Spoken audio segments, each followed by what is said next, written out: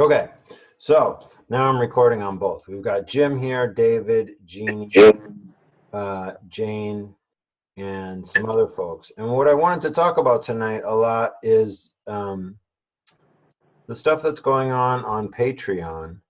I'm not sure, whoops, I'm not entirely sure yet how to do this Kickstarter, uh, but we've got it going here. So on the Zoom version,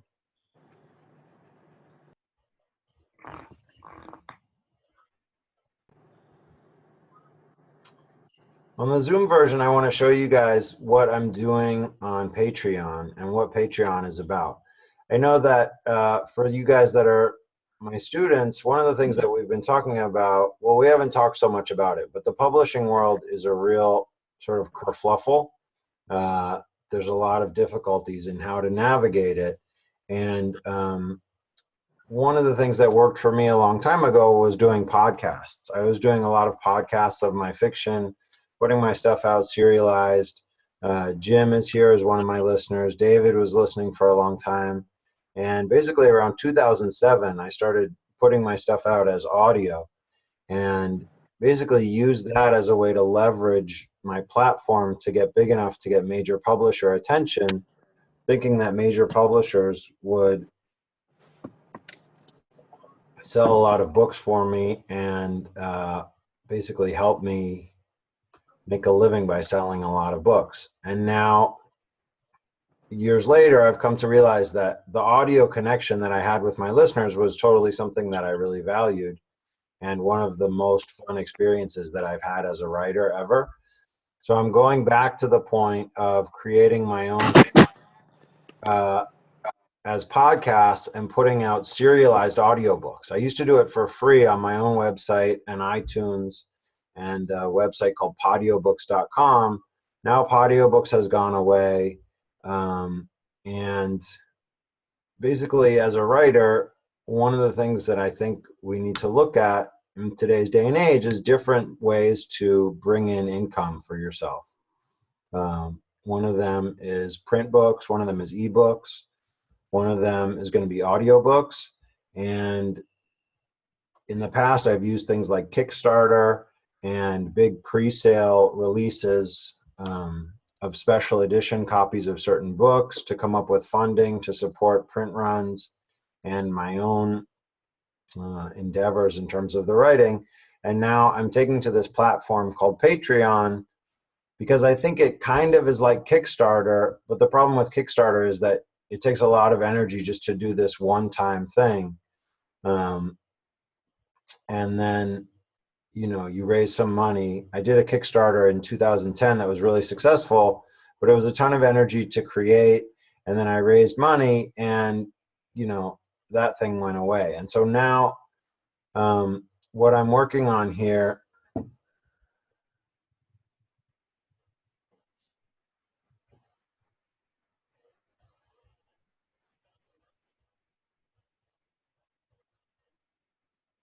hope my internet connection is not going unstable for you. So what I'm working on here now is creating this sustainable and consistent funding model using Patreon, which is basically a way to use crowdfunding on the internet to create sustainable and continuous streams of revenue for writers and other creatives to keep their work going and to keep working on themselves, working on their fiction. Jim, are you there? Are you hearing me now? Okay. So Patreon is good because it's sustainable and it's also a way to give a lot of listeners out there what they want, which is the audio, and in some cases the fiction, and turn that into a revenue stream that can be more consistent than publishing a book once every couple of years.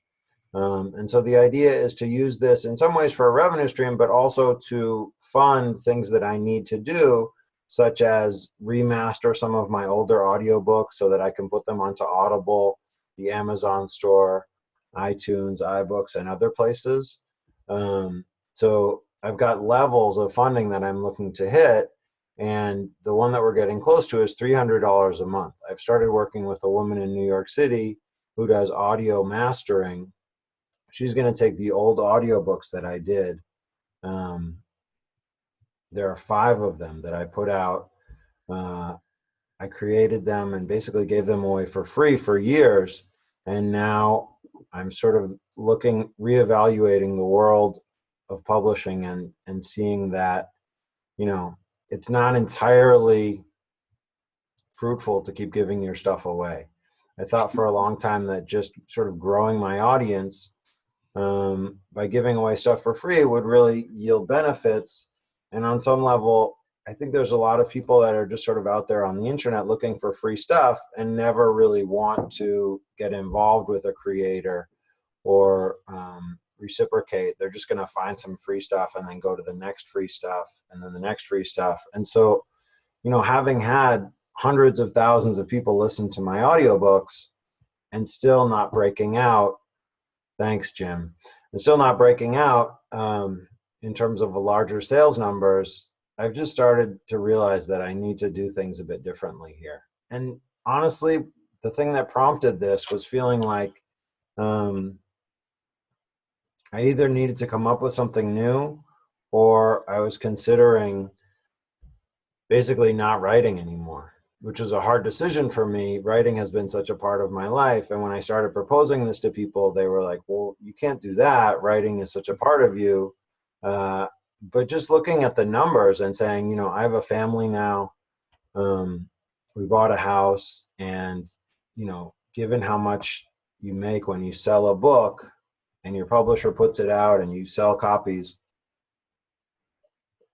at a certain point, it becomes a tough decision. And so what I decided to do is go back to the web, and I saw some authors such as Mike Bennett and others who have been really continuing the podcast method and doing a great thing with it by using Patreon. So I came back to Patreon, and I've started creating my page over here on Patreon now. If you head over to Patreon, you can see the landing page has sort of a video of me explaining what my next project is and what Patreon is. There's some talk about who I am and what I'm doing. These are all the books that I podcasted before. I did a Jack Palms novel called Jack Wakes Up, which I podcasted for free starting in 2006. Were you with me back then, David? Yep, I sure was. You're awesome. And Jim too, I think. So we put out Jack Wakes Up for free. It got picked up by a small publisher using the fan support that I had through my podcast and my website. We were able to help that book reach number 45 on Amazon when it came out from the small publisher. And the next morning, an agent in New York wanted to be in touch with me and help me basically sell the book to a bigger publisher in New York City. A year later, it came out from Three Rivers Press, which was part of Random House. We did that. It was in Barnes and Nobles, coast to coast. And the fact of the matter was that a lot of it still came to rely on me and how I could reach out to a community and create a community and sell my books. So, several publishers later, I'm still looking at that.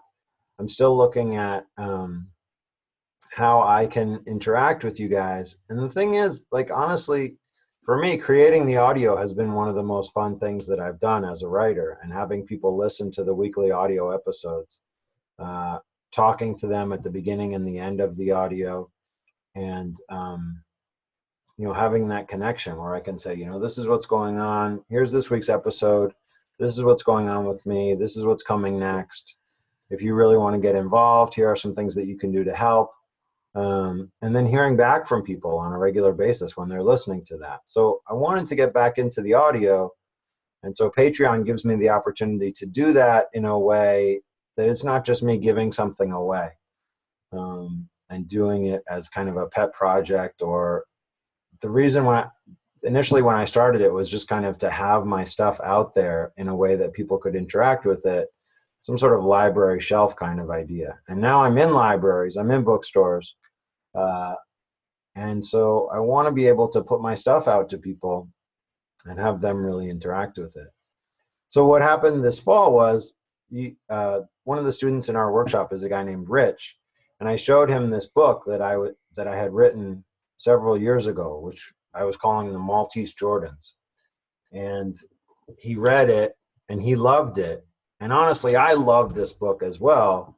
But when I tried to pitch it to my publisher a few years ago, they really wanted to lead with this other book that I was working on, which eventually became Everyone Pays. And part of the big reason why they wanted to do that was because that book has a female lead character, and they really thought that using the Kindle platform and Amazon, they could sell it more to their readers than they could sell another Jack Palms book. And so we put that out, and in the back of my mind, I was thinking, this is really the book that I love. The Maltese Jordans is what I want to do. And so now this is a way that I can bring the Maltese Jordans directly to you guys. We deal with our man Jack Palms, who we've had 3 podcast novels of before, and basically I'm going to start putting it out on May 5th. I'll give you guys just a few more thoughts about what's going on with Patreon, an explanation of Patreon, and then I'll tell you a little bit more about the book. Does anyone have any questions? Good. It's great to see some folks here who've supported for a while and purchased books in different iterations.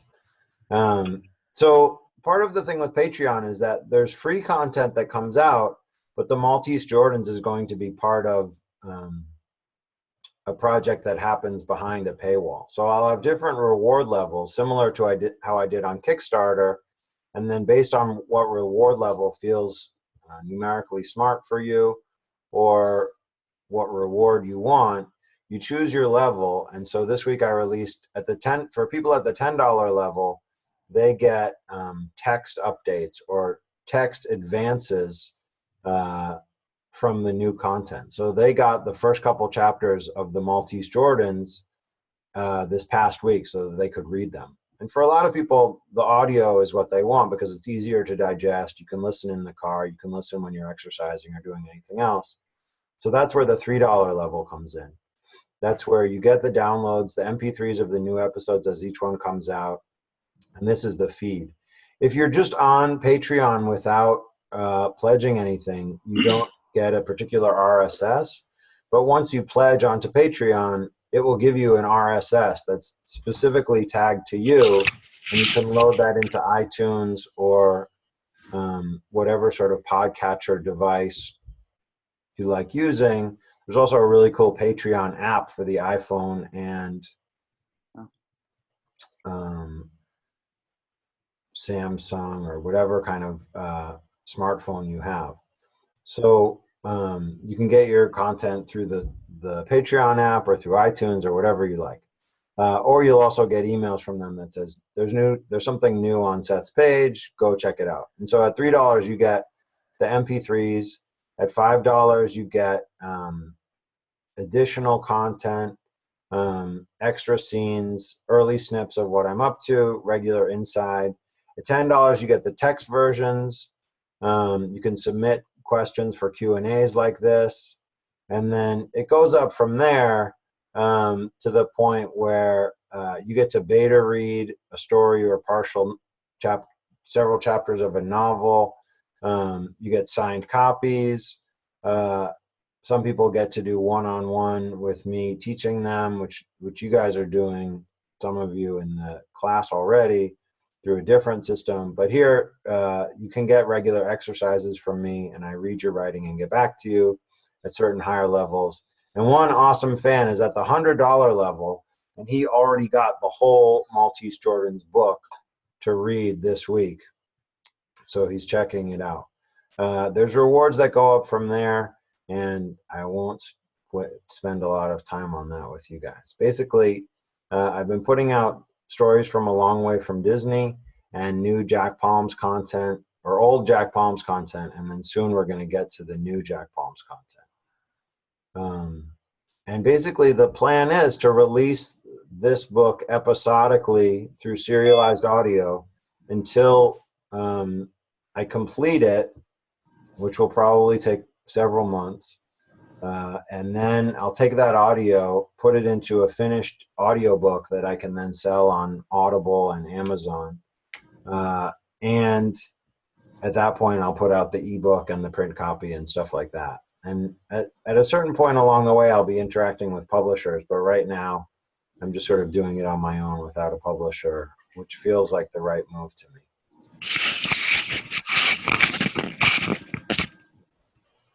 So, any thoughts or questions?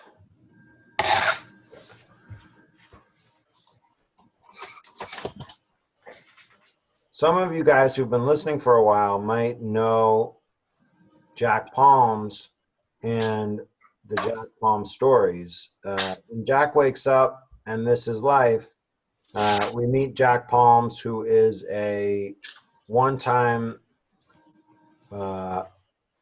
hit action star in a Hollywood movie. He's kind of a one-hit wonder in Hollywood and kind of burns out on the LA scene in a tailspin of drug addiction and all kinds of stuff. And so here, after he's sort of gone through several novels, brokering drug deals and getting into stuff that's just way too crazy for him, he has kind of turned to bounty hunting a little bit. So this is sort of the pitch for Jack Wakes Up, or for the Maltese Jordans. Jack Palms has turned to bounty hunting and goes after a guy who embezzled big money from an accounting firm in San Francisco. As Jack investigates, he finds an awesome sneaker collection in this guy's house.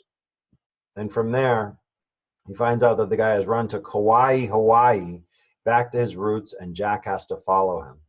Wow, I need to edit this a little bit. When Jack finally tracks him down in Hawaii, it turns out that this guy has gone back there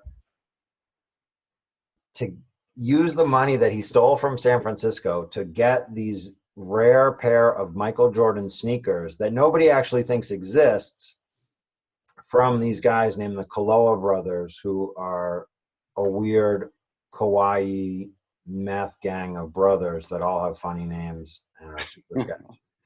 So he's going back to Hawaii. So Jack is going back to Hawaii, following this guy. And there's this rumor that there are these pair of Jordan sneakers that Jordan wore in this one-time event, playing in a pickup game for the king of Saudi Arabia or the king of Malta. It's unclear.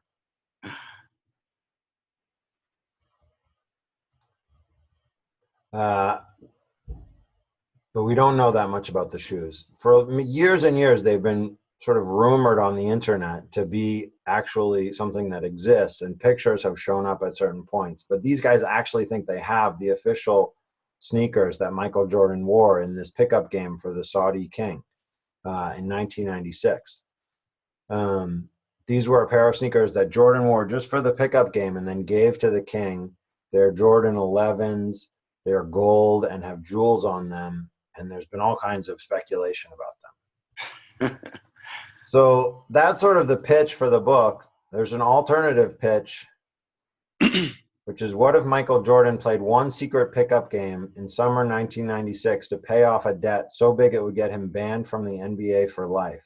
There's this whole weird rumor thing that the first time Jordan retired, he was actually forced out of the NBA because they thought he was going to go down in a big series of flames about gambling like Pete Rose had. Oh. So there are some conspiracy theorists who think that David Stern actually pushed him out of the league because of some weird things that Jordan said. Anyway, what if that game was on a private court in Malta and Jordan's parting gift was a jewel-encrusted pair of Jordan 11s for the king, a pair of shoes so special and rare that they could be worth millions if they existed? Follow Jack Palms on a hunt from San Francisco to Hawaii and back across the country as he tracks the one man who knows the truth about these shoes, a felon who just skipped bond to chase his dream, and the mythical pair of sneakers that can only go by one name: the Maltese Jordans. So So so I've sort of had this, I grew up playing basketball. I've had this kind of sneaker thing that I've been repressing for the majority of my life. And then recently, um, I started researching this book, writing this book, following these characters through several different collections of sneakers that different characters had. And it turns out, and I've sort of fell into research that blew up this whole world of sneakerheads that are now having giant conventions, buying and selling sneakers. Michael Jordan sneakers are actually still the highest selling sneaker that exists in the market today. Like Michael Jordan sneakers, he's not playing anymore. And the sneakers that they release a new pair of Jordans each year, like Jordan 31 or 33 or something, nobody really buys those. The only people who buy those are just wearing them to play basketball. But for style, the Jordans that came out while he was still playing, this is a guy who retired in like 98. The ones that came out while he was still playing are still getting re-released every week by Nike in different colorways and styles. And those sneakers outsell the combined sneaker sales of LeBron, Kevin Durant, Kobe, and Steph Curry, the next four like biggest sneaker deal players around. Throw in anybody, Kyrie, Paul George, all those guys thrown together don't sell as many sneakers in a year as Jordan does. So there's basically a crazy sneakerhead thing going on right now with the kids these days. And I started researching it, buying sneakers as research so that I could write them off on my taxes. That's the kind of stuff that you do when you're a writer. You go to Hawaii, you write a story that takes place in Hawaii so that you can write off that trip. Then you start writing a book and realize that sneakers come into play in it. So you start buying up sneakers so that you can write those off. And now I have not a ton, but I have a certain number of Jordans. These are some that I got this year. These are made out of wool. These are wool Jordan 3s.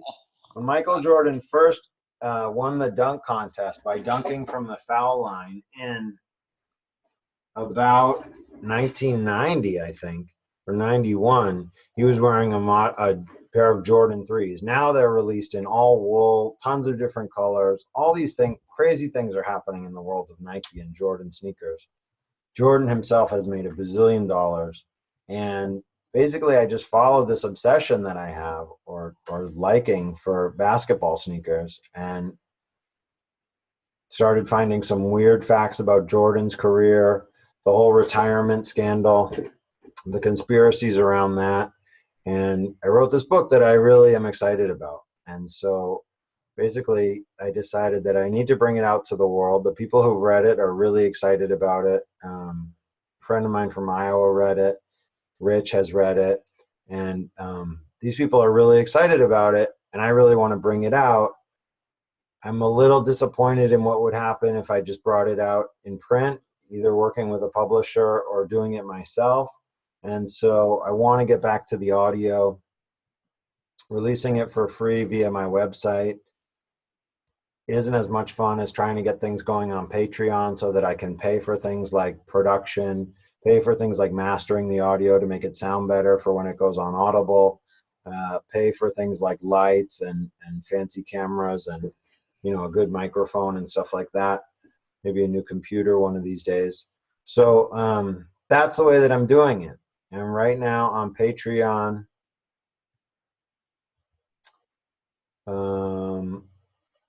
I've I put up the Patreon page a little over a month ago. It took me a long time to get my video created. And now I just got a note from Jim that says that we've broken through the $300 mark today, which is $300 a month. So now we've got, and at $300 a month, I can afford to have this woman in New York start to do mastering of In Broad Daylight and Jack Wakes Up. Those are the books that are really ready in terms of the audio files being big chunky files that she can work with and make better. And I can put those on Audible. To put it on Audible, I need to separate everything into chapters. And so only those two books I've already done that for. But here you can see, so we've reached 40 patrons. We're at $302 a month. This is, I think, the third month that I've started into it. So now I can basically afford to have her master one book a month, get those out onto Audible for the first 5 books. And the next goal is $600. At $600 per month, I can commit to making 2 episodes per month of new fiction. The long-term goal here is to podcast the Maltese Jordans through the summer and into the fall, doing 1 or 2 episodes a month. And then after that, I'll podcast the Kurt Vonnegut novel that I wrote called As Much Protein as an Egg, which I think you guys are really going to like. It's a lot of fun. It talks about writing, and it's really cool. So basically, that is the plan of what I'm doing on. Look, there's Father Rob. Do you have a shirt on? No shirt on. This is what happens when you get folks coming from all the internet. Yes, in broad daylight, Jim is talking about in the Kickstarter thing. I'm Kilgore Trout. I'm not Kilgore Trout, but in the book, As Much Protein as an Egg, the great nephew of Kilgore Trout is one of the characters in it. His name is Artemis Kellogg, and he meets a famous writer by the name of Bainbridge McGee, and basically they go through an exchange about how to become a good writer, what it means to be a good writer, while there is time travel and other Kurt Vonnegut type stuff like that. Rob, hello, how are you? Nice shirt. The Sigler Special. Thanks for joining us. You bet. No worries. Trying to So get things Rob working. has put a couple of comments on the page. Bennett pledged tonight. And, the great thing is, meeting with you guys, getting this stuff to happen, being able to tell you about this, and then also seeing the pledges come in, seeing the support happen. That's what really is exciting as a writer. I mean, before any of this happened with getting books into stores, some of you guys know about this from back in the day. Like when you guys were there listening and I knew that you wanted the next book and the next book, that was really exciting. And honestly, in some ways more exciting than having books into stores where you don't really hear from anyone. You hear from your editor and they want to talk to you and tell you good things about your book, but only for a little while. And so having that regular interaction with readers and fans and listeners, that's been something that I've really enjoyed. So I'm happy to get back to that. I'm happy to bring you guys the Patreon site and see some of you already pledging and getting associated with certain reward levels there. The $3 level is where the audio for Maltese Jordans will start. And then up from there, you can get different things. And Jeannie has already pledged. I thank you, Jeannie. Jim just pledged tonight. Bennett pledged tonight. And I'll leave it up to the rest of you guys to see what works for you. So that is the plan, and that is my basic state of the union with regard to where I sit with publishing, the ups and the downs, a little bit of a late career, feeling like I'm starting over at square one, but I think that's the name of the game in publishing for a lot of us. And so as my students in writing, I really encourage you guys to find love in the craft of creating. And, when it comes time to put a book out, I've always said that the audio can be a really great way to find readers and interact with them. So I'm excited to get back to that. Can I answer any questions? Rob, you raised your hand. You're fast with the tech. All right, there we go. I don't know, I asked about the Orange Julius comment that you used in your one book there. Can you speak up a little bit? Yeah, I was, I don't know, is it working? Yeah, that's fine. Okay, I was wondering about Orange Julius in your one novel. Did you ever go into that? Orange Julius? Yeah. The slushy drink? Yeah, did they ever come after you or anything like that? Orange Julius?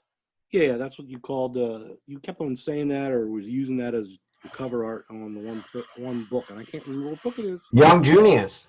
Yeah, Orange Junius. I'm sorry. Oh yeah, yeah. We had just had a couple. No, we didn't have a lot of visuals with that. We had visuals that were like Pond's cold cream, and we had one Orange Julius visual. No, the thing that people were coming after me was for the Jack Daniels stuff. A long time ago, some of my listeners started making Jack Palm's crime California detective T-shirts using the Jack Daniels filigree um, graphic, and I was selling those on the internet in some what I thought was kind of a hidden place. And so the Jack Daniels lawyers started coming after me. But no, the Orange Julius lawyers did not come after me.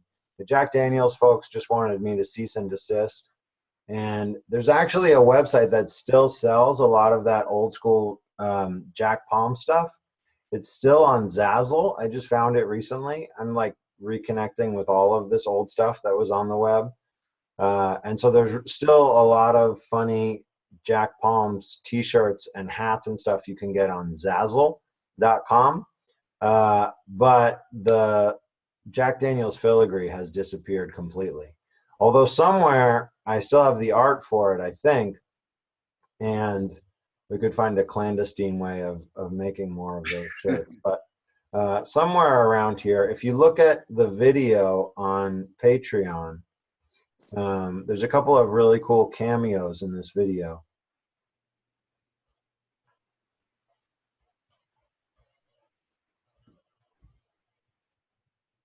I don't know how to play this without muting it. So I don't know if you guys have had a chance to watch this yet, but it's kind of a fun video. It's only 1:45.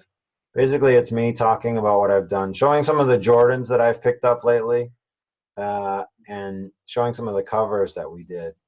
And sort of down the road, you can see some of the readings that I've done or fans with different copies of the books. That's Joel Gerhold, Eric Meters. Some of these names have found their ways into books as well. These are some rough characters that came to a New York reading that I did. There's my daughter. There's one cameo. This kid lives, oh, I forget. There's my stepmom with a Jordan. This is me in New York at a store that sells a bazillion. And that's my dad. And that's Uncle Stu and Aunt Connie. And they are now covered by Stephen Colbert. But they are wearing the old T-shirts. I thought they were wearing the Jack Daniels ones, but they're not. Somewhere I have a picture of them wearing the Jack Daniels ones. So these are the new Jordan sneakers that I've picked up through my extensive research. And this is the old typewriter. And this is a shelf with a whole bunch of the books. And that's what we've got.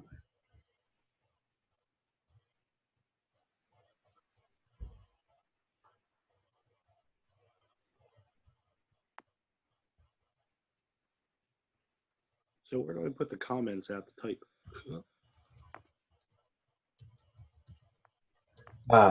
Jim is asking for a link to that video. It's on YouTube somewhere, but if you just go to the Patreon page, it's on the main thing of my Patreon page. And the website for that is patreon.com/Seth Harwood. If I was really crafty and had thought of a lot of things ahead of time, I would have put that into the video. Here, I'll just put it into the chat.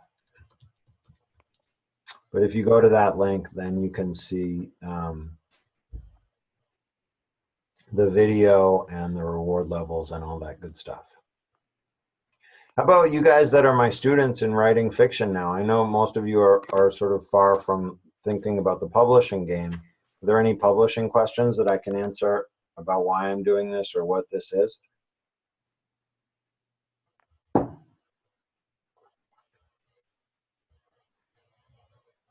No, you've just convinced me not to quit my day job. Oh, hell no. Your day job is probably a pretty good thing. Yeah, digging ditches. Yeah, well, you know, writing can feel that way too. I mean, one of the things about the writing life that I really like is the freedom, and I've been able to spend a lot of time with my daughter. And I'm fortunate to be able to live now in Massachusetts and teach these online classes for Harvard and Stanford, I get great students.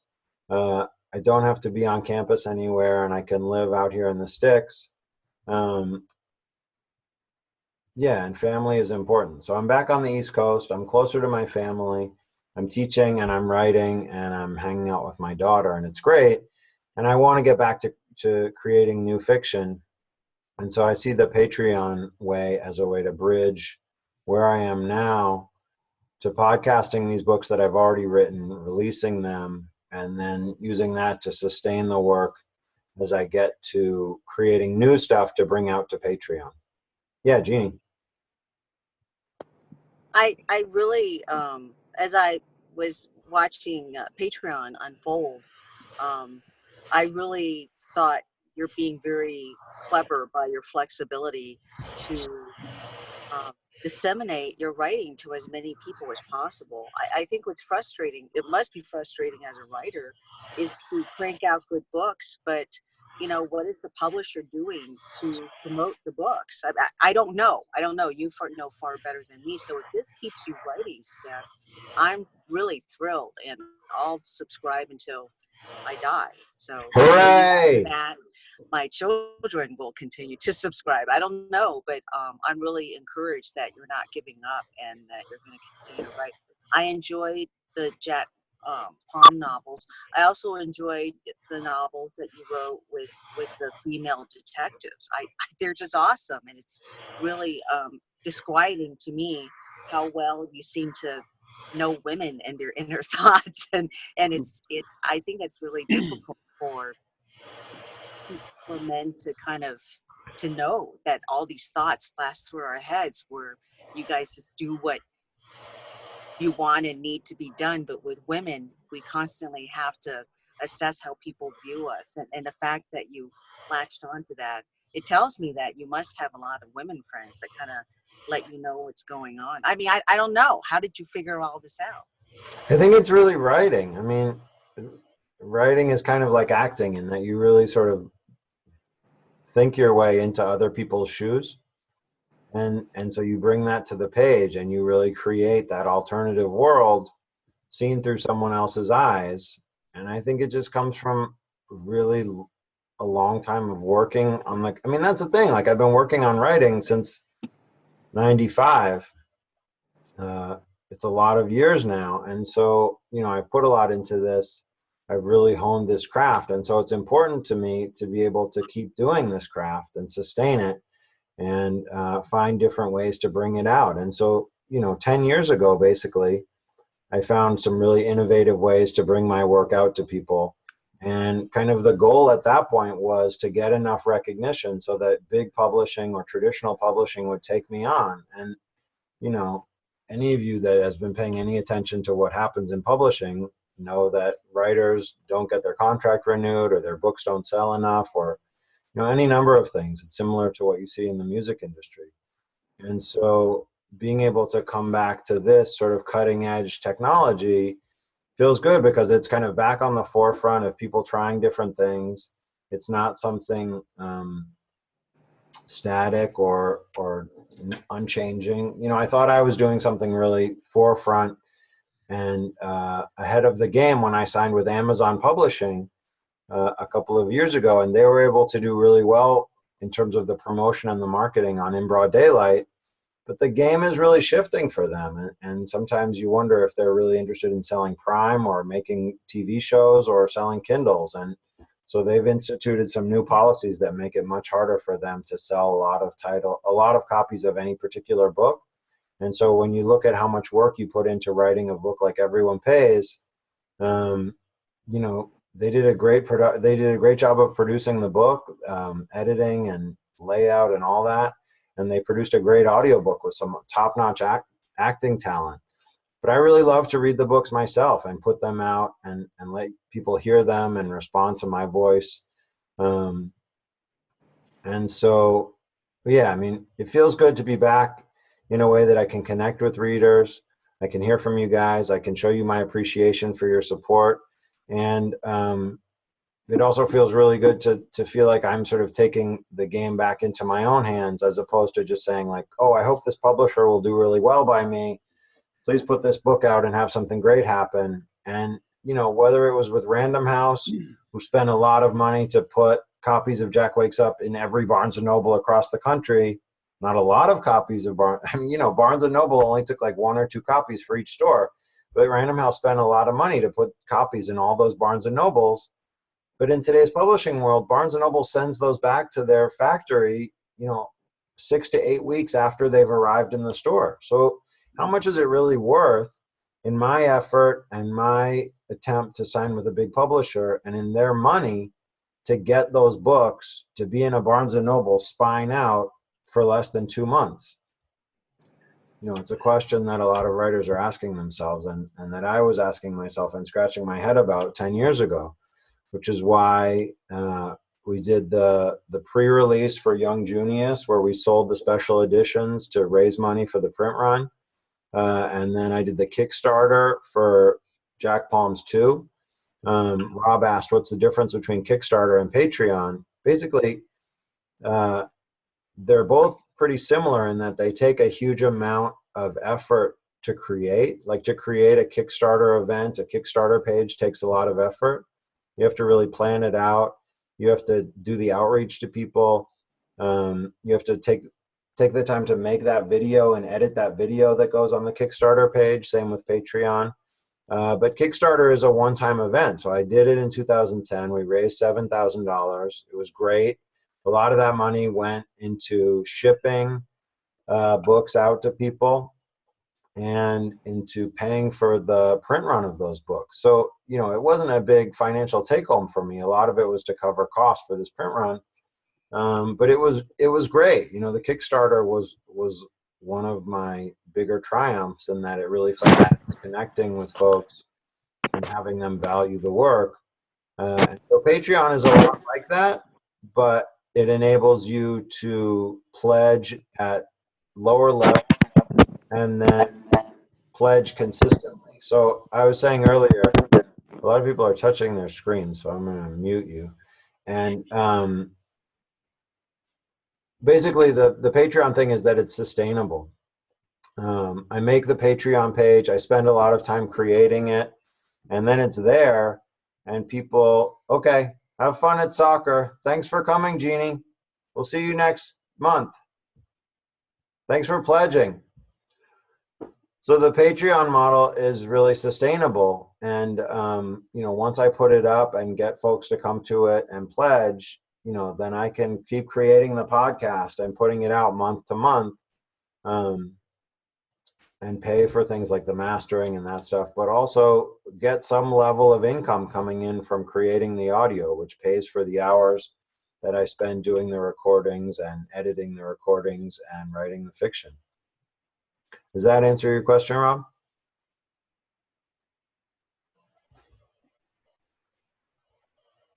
Rob, can you hear me? Uh-oh, did we lose Rob? He's probably reading the Patreon page. So basically, those are the differences. Yes, good. Can you hear me, Rob? Okay, good. Yeah, so those are the big differences between Kickstarter and Patreon. And Patreon started a few years ago by this guy who was in this band called Pomplamoose. And he basically was doing Kickstarter and stuff like that and making a lot of money. But he would spend like $10,000 to make a fancy music video and then put it on YouTube. And even though he had a huge number of fans who would, yeah, he's got, yeah, she's in Pomplamoose too. So you know them. So even though he had a lot of fans on YouTube watching his videos, it just wasn't working out for him to spend $10,000 making a video and then not have that much coming back to him once he had made it. And so he came up with this idea for Patreon and created it so that basically crowdfunding could create patrons for creatives and pay regularly to support their work. So it's a monthly payment system. You can pause or cancel at any time. You can come in at different reward levels, and at any level that you come in, I appreciate it a lot.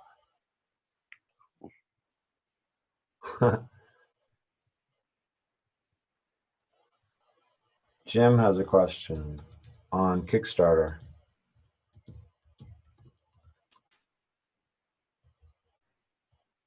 We're getting pretty close to the time that I told everyone I would wrap up. So maybe I'll just read the first page of the Maltese Jordans. You guys up for that? Sure. Okay, cool. I'll show you the actual screen on Scrivener, which is this program that I use for writing. And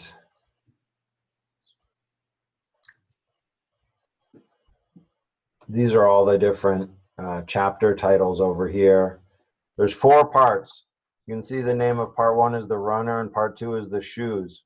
I won't let the cats out of the bag with the names of the other parts, but I will read the first page to you. It wasn't long before the bail bondsman called. Once they heard I was hunting people, they got after me to do their jobs. If you've done any chasing, you're bound to get a call when they're desperate, which is most of the time. It was enough I'd worked with Mills Hopkins, helped the SFPD, and touched bases with the feds. These got me into their system. Call it a database, radar. Call it whatever you like. It meant I was getting phone calls, invitations, even without having my license. They didn't care. Dog the bounty hunter had people crazy, thinking anyone tough could do the job, and somehow in people's minds I fit that bill. Thanks again to Shake 'em Down. When the bounty was high enough or I needed the cash, I took a job. This one was different. Sure, the money was right. That was part of it. But the bigger part was the mark. This runner, he was from Hawaii and headed home. I was thinking this all over hard, chewing a straw, listening on my end of the phone to Joe Lenardi, a club soda sitting on my table next to a shrimp Louis salad I hadn't touched. All this at my favorite bar in Sausalito, looking out over the marina. The sun shone down on the bay, and I shivered a little in my coat as a mid-January breeze blew in. Joe Lenardi was the bondsman who had the ticket, $1 million bond skipped out on. And this Mark was no idiot, according to Joe. He's a real fucking genius, certified FG. That's why I called you, Jack. This job needs your wits and particular set of capabilities. You tell that to the other 5 guys you called first? You know I did. He laughed, ever the charmer. But they aren't my favorite action movie star, are they? You know what I'm talking about. Jack? Jackie boy? I grunted in the positive. I'd heard his flattery before. Either I was great at what I did, somebody's favorite actor, or the man candy a guy's wife lusted after. None of them really added motivation. It was all about the money. I cared how much I'd be paid and how badly I needed it. Right then, I could use it pretty bad. Mortgage was up and the Mustang needed a new suspension. Joe kept on about his guy, this Mark called Mayor Modi. A real shyster, he was saying. Embezzled into 8 figures from his firm. White-collar crime. Smartass goes down, he spends a few years in a flipping country club. But this dickhead runs. His people all in Hawaii. That make you want to help? It did. Truth was, that was the best thing Joe had said so far. I knew I was soft to think of any month in the Bay Area as a real winter, but anyone I knew had just gotten back from someplace, skiing or warm shores, and I'd had the thought of escaping kicking around in my head. My old East Coast self would have vomited in shame at the thought of running from a winter as mild as the Bay Area's. 60-degree days and hardly any rain in recent years, but there it was. Just a mention of Hawaii turned me on. So why not, he said. Or are you even still there, you fucking piece of shit has-been? Whoa, big fella. Easy now. He speaks. Thought I'd lost you. Maybe you just did. Let's not break balls. You want this or don't you? Pays an even 50. 75. 60. That was all he had to say. I needed money and 60 large filled the hole. I was in. Done. Email me the deets. I hung up, paying him back for his shot below the belt. Sure, I couldn't get pissy about anyone using the truth of my long-lost acting career to get my attention, but I didn't need to act nice about it either. That's great. Thanks. There you go. That's chapter 1, and we're off and running with the Maltese Jordans. Oh yeah, Jim makes the interesting point that the other Jack Palms books had not been first person, and now this one is first person.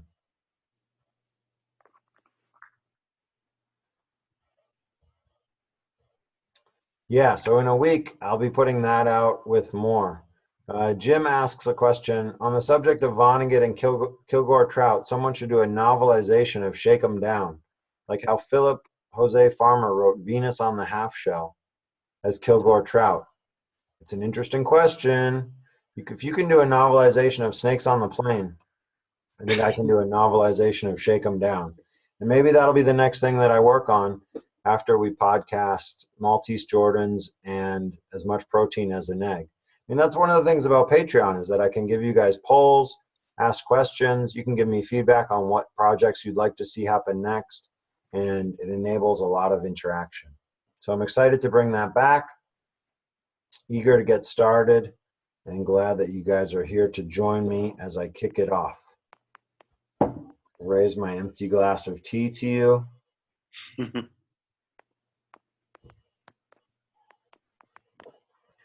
Thanks a lot for coming. I appreciate it. And I'll see you guys soon on the Patreon. I'm going to stop the recording and then